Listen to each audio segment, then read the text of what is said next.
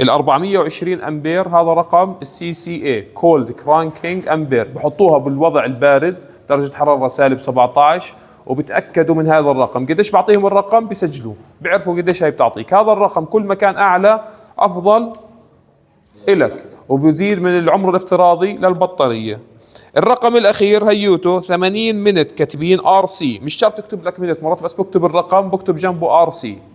يعني هذه البطارية بشغل عليها حمل قيمته 25 امبير، تمام، بيستهلك 25 امبير، راح تشتغل 80 دقيقة. بعد ال 80 دقيقة راح تنزل عن ايش؟ عن 10 ونص. فانت مثلا اذا كنت سهران وبدك تشغلها هذه البطارية اكثر من 80 دقيقة راح تنزل البطارية، بس تيجي تشغل السيارة ما راح تشتغل. فانت مسموح لك لغاية قديش؟ هاي 80 دقيقة.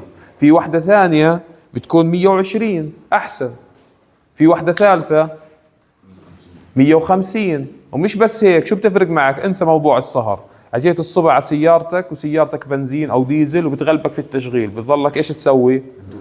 الدوج سيلف.